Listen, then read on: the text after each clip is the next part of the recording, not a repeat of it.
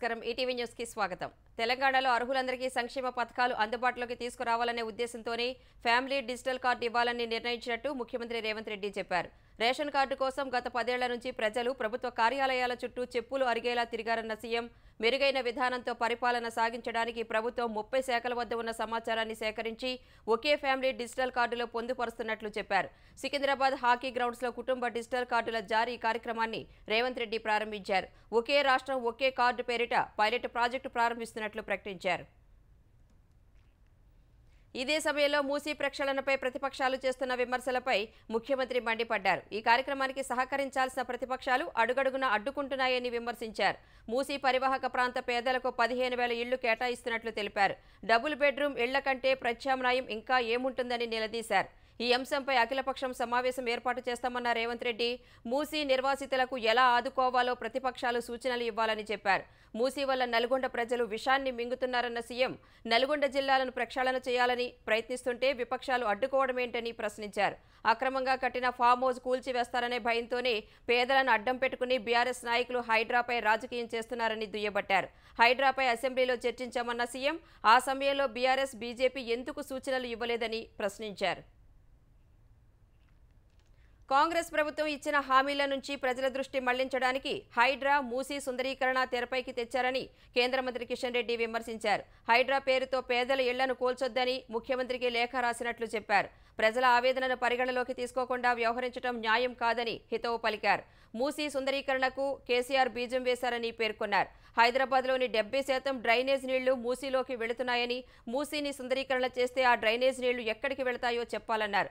బడాబాబుల ఫామ్ హౌజులు కూల్చే దమ్ము సీఎం రేవంత్ రెడ్డి ప్రభుత్వానికి ఉందా అని కిషన్ రెడ్డి ప్రశ్నించారు. CM Revanth Reddy real estate వ్యాపారిలా వ్యవహరిస్తున్నారని మాజీ మంత్రి హరీష్ రావు విమర్శించారు. ఇందిరమ్మ రాజ్యం అంటే పేదల ఇళ్లు కూల్చడం, భూములు లాక్కోవడమే అన్నట్లు ఉందన్నారు. సంగారెడ్డి జిల్లా న్యాల్కల్ మండలం డప్పూరులో ఫార్మాసిటీ ఏర్పాటుతో భూములు కోల్పోతున్న రైతులు ఆందోళనకు దిగారు. ఫార్మాసిటీ ఏర్పాటుకు భూసేకరణను నిలిపివేయాలని డిమాండ్ చేశారు. ఈ మేరకు రైతులతో సమావేశమైన హరీష్ వారి ఆందోళనకు మద్దతు తెలిపారు. రైతుల పొలాలను పరిశీలించి వారి సమస్యలు అడిగి తెలుసుకున్నారు.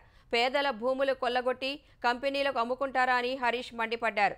వరంగల్ డిక్లరేషన్లలో ప్రభుత్వ భూములకు పట్టాలు ఇస్తామని చెప్పి అధికారంలోకి వచ్చాక భూములు లాక్కోవడం దుర్మార్గమని హరీష్ రావు ఆక్షేపించారు. తిరుమల లడ్డూ వివాదంపై సుప్రీంకోర్టులో విచారణ రేపటికి వాయిదా పడింది. ఈ కేసు ఇవాళ విచారణకు రావాల్సి ఉన్నప్పటికీ ధర్మాసనం మరో కేసులో బిజీగా ఉన్నందున రేపటికి వాయిదా పడింది.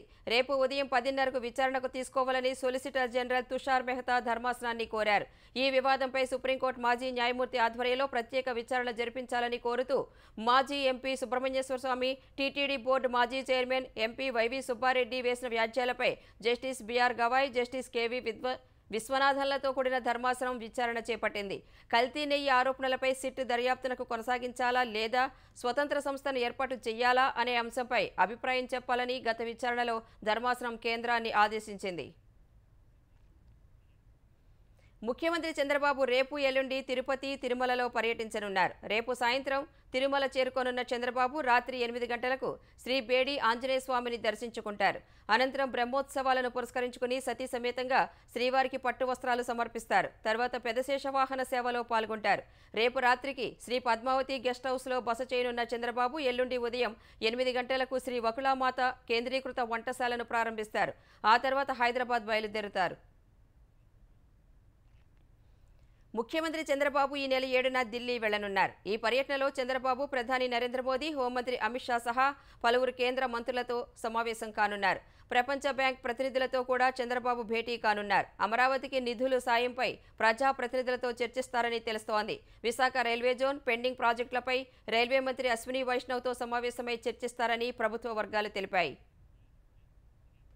భారాస కార్యనిర్వాహక అధ్యక్షుడు కేటీఆర్ను విమర్శించే క్రమంలో సమంత, నాగచైతన్య, నాగార్జున పేర్లను ప్రస్తావిస్తూ మంత్రి కొండా సురేఖ చేసిన వ్యాఖ్యలను చిత్ర పరిశ్రమకు చెందిన పలువురు ముక్తకంఠంతో ఖండించారు. ఈ మేరకు పలువురు నటులు సామాజిక మాధ్యమాల్లో వరుస పోస్టులు పెట్టారు.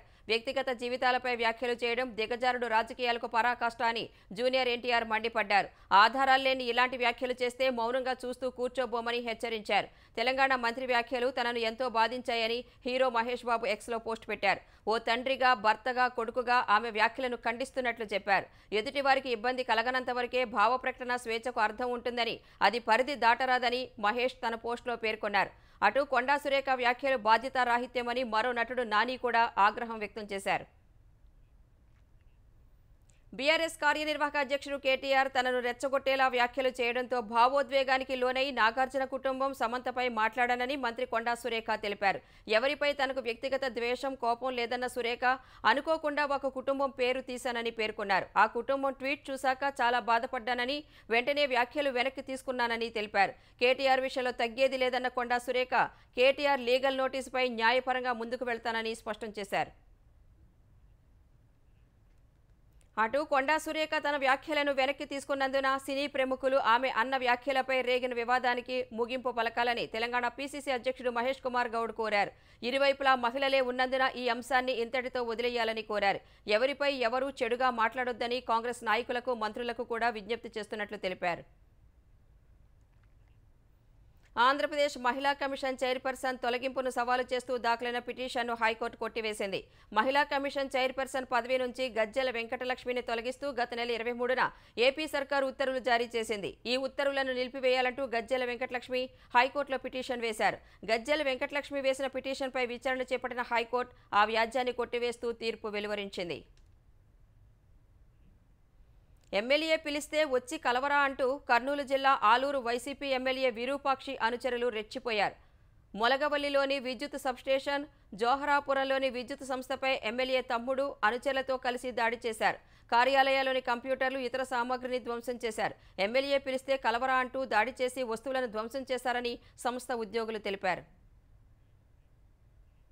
పశ్చిమాసియాలో ఉద్రిక్తతలు సహా అంతర్జాతీయ మార్కెట్లలో ముడి చమురు ధరలు అమాంతం పెరిగిన వేళ దేశీయ స్టాక్ మార్కెట్లు కుదేలయ్యాయి. రికార్డు స్థాయి గరిష్టాల వద్ద మదుపర్లు పెద్ద ఎత్తున లాభాల స్వీకరణకు మొగ్గు చూపగా 2% పైనే పతనమయ్యాయి. వరుసగా 4వ సెషన్లో నష్టాలు చవిచూసిన సెన్సెక్స్ ఇవాళ 1769 పాయింట్లు క్షీణించింది. ఉదయం 83,002 పాయింట్ల వద్ద బీఎస్సీ సూచీ ప్రారంభమైంది.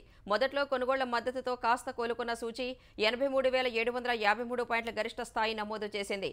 అనంతరం మధ్యప్రాచ్యంలో యుద్ధ భయాల మధ్య మదుపర్లు పెద్ద ఎత్తున అమ్మకాలకు దిగారు. ఫలితంగా సెన్సెక్స్ ఒక దశలో 82,434 పాయింట్ల కనిష్ట స్థాయికి పడిపోయింది. చివరికి 82,497 పాయింట్ల వద్ద స్థిరపడింది. జాతీయ స్టాక్ ఎక్స్చేంజి సూచీ నిఫ్టీ 547 పాయింట్లు తగ్గి 25,250 వద్ద ముగిసింది. ఇవాల్టి ట్రేడింగ్లో మదుపర్ల సంపద 11 లక్షల కోట్ల రూపాయల మేర ఆవిరైంది. జైళ్లలో కుల వివక్షపై సుప్రీంకోర్టు తీవ్ర ఆగ్రహం వ్యక్తం చేసింది. కొన్ని రాష్ట్రాల్లో కులం ఆధారంగా ఖైదీలకు పనుల అప్పగింత, జైల్లో గదులు కేటాయించే నిబంధనలను తోసిపుచ్చింది. అభ్యంతరకరంగా నిబంధనలను 3 నెలల్లో మార్చాలని ఆయా రాష్ట్రాలకు సూచించింది. ఖైదీల పట్ల వివక్షకు కులం ఎట్టి పరిస్థితిలో కారణం కారాదని ప్రధాన న్యాయమూర్తి జస్టిస్ డివై చంద్రచూడ్ నేతృత్వంలోని ధర్మాసనం స్పష్టం చేసింది. అలాంటి వాటిని అనుమతించేది లేదని తేల్చి చెప్పింది. ప్రమాదకరంగా ఉన్న మురుగునీటి ట్యాంకులను శుభ్రం చేసే పనులను ఖైదీలకు చెప్పరాదని సూచించింది. ఓ ప్రత్యేక కులం వారిని స్వీపర్లుగా ఎంపిక చేయడం సమానత్వ హక్కుకు వ్యతిరేకమని పేర్కొంది. జైళ్లలో కుల వివక్షపై దాఖలైన పిటిషన్పై తమ వైఖరి చెప్పాలని సుప్రీంకోర్టు జనవరిలోనే కేంద్ర సర్కారు సహా ఉత్తరప్రదేశ్, పశ్చిమ బెంగాల్ మరో 9 రాష్ట్రాలకు నోటీసులు జారీ చేసింది. ఆయా రాష్ట్రాలు ఖైదీలకు కులాల వారీగా పనులు కేటాయిస్తున్నట్లు చెప్పడంతో అది సరికాదన్న సుప్రీంకోర్టు ఆయా నిబంధనలు మార్చాలని ఆదేశించింది. వైసీపీ ప్రభుత్వం ఒక్క జలవనరుల శాఖలోనే 18,000 కోట్ల బకాయిలు పెట్టిందని ఏపీ జలవనరుల శాఖ మంత్రి నిమ్మల రామానాయుడు ఆరోపించారు. రాష్ట్ర విభజన కంటే జగన్ పాలనతోనే ఆంధ్రప్రదేశ్కు ఎక్కువ నష్టం వాటిల్లిందన్నారు. మంగళగిరిలోని ఎన్టీఆర్ భవన్లో వివిధ వర్గాల ప్రజల నుంచి మంత్రి వినతులు స్వీకరించారు. కొంతమంది అధికారులు ఇంకా పాత విధానంలోనే ఉన్నారని ఆక్షేపించారు. వైసీపీ హయాంలో మరుగుపడిన వ్యవస్థల్ని త్వరలోనే గాడిలో పెడతామని నిమ్మల తెలిపారు. తెలంగాణలో భూ సమస్యలపై చర్చించేందుకు ఈ నెల 6న డిప్యూటీ కలెక్టర్లు, స్పెషల్ గ్రేడ్ డిప్యూటీ కలెక్టర్లతో తెలంగాణ రెవెన్యూ మంత్రి పొంగులేటి శ్రీనివాసరెడ్డి సమావేశం కానున్నారు. ఎంసీహెచ్ఆర్డీలో ఈ నెల 6న ఉదయం 10:30కు ఈ సమావేశం ఉంటుందని రెవెన్యూ శాఖ వెల్లడించింది. ఈ సమావేశానికి డిప్యూటీ కలెక్టర్లు, స్పెషల్ గ్రేడ్ డిప్యూటీ కలెక్టర్లు సహా డెప్యూటేషన్లో ఉన్న అధికారులు హాజరవ్వాలని సూచించారు. ఈ మేరకు తగిన చర్యలు తీసుకోవాలని ఆయా జిల్లా కలెక్టర్లకు రెవెన్యూ శాఖ స్పష్టం చేసింది. ఎస్సీ వర్గీకరణ ప్రకారమే ఉద్యోగాలు భర్తీ చేస్తామని అసెంబ్లీ సాక్షిగా ఇచ్చిన మాటను ముఖ్యమంత్రి రేవంత్ రెడ్డి తప్పారని ఎంఆర్పీఎస్ వ్యవస్థాపక అధ్యక్షుడు మందకృష్ణ మాదిగ మండిపడ్డారు. సుప్రీంకోర్టు తీర్పు ప్రకారం ఎస్సీ వర్గీకరణ చేయనందున తెలంగాణలో భర్తీ చేసిన 11,000కు పైగా టీచర్ పోస్టుల్లో తాము 1,600కు పైగా ఉద్యోగాలను కోల్పోయామని చెప్పారు. టీచర్ల నియామక పత్రాలు అందజేసే ఈ నెల 9న అన్ని జిల్లా కేంద్రాలు హైదరాబాద్లో నల్ల జెండాలతో ర్యాలీలు చేస్తామని ప్రకటించారు. తెలంగాణ సర్కార్ ఎస్సీ వర్గీకరణపై నిర్ణయం తీసుకోకుంటే గాంధీ భవన్ సీఎం నివాసం ముట్టడికి వెనుకాడబోమని మందకృష్ణ హెచ్చరించారు. సహాయ కొరియోగ్రాఫర్పై లైంగిక వేధింపు కేసులో పోలీసులు అరెస్టు చేసిన జానీ మాస్టర్కు రంగారెడ్డి కోర్టు మధ్యంతర బెయిల్ ఇచ్చింది. ఈ నెల 6 నుంచి 9 వరకు 4 రోజులు బెయిల్ మంజూరు చేస్తూ కోర్టు ఉత్తర్వులు జారీ చేసింది. ఈ నెల 8న ఢిల్లీలో జరిగే జాతీయ అవార్డుల ప్రదానోత్సవంలో ఉత్తమ కొరియోగ్రాఫర్ అవార్డు అందుకోవాల్సి ఉందని, ఇందుకోసం బెయిల్ ఇవ్వాలన్న విజ్ఞప్తిని పరిగణలోకి తీసుకున్న కోర్టు జానీ మాస్టర్కు బెయిల్ ఇచ్చింది. ఈ నెల 10న మళ్లీ కోర్టు ఎదుట హాజరు కావాలని ఆదేశాలిచ్చింది.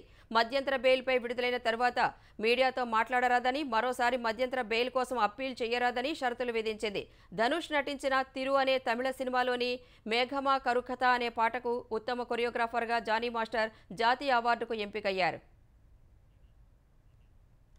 హైదరాబాద్ క్రికెట్ అసోసియేషన్ మాజీ అధ్యక్షుడు కాంగ్రెస్ నేత అజారుద్దీన్కు ఈడీ నోటీసులు జారీ చేసింది. వాస్తవానికి 2 రోజుల క్రితమే అజారుద్దీన్కు నోటీసులు ఇచ్చిన ఈడీ ఇవాళ విచారణకు హాజరు కావాలని అందులో సూచించింది. అయితే తనకు కొంత సమయం కావాలని అజారుద్దీన్ ఈడీకి మెయిల్ ద్వారా కోరినట్లు తెలిసింది.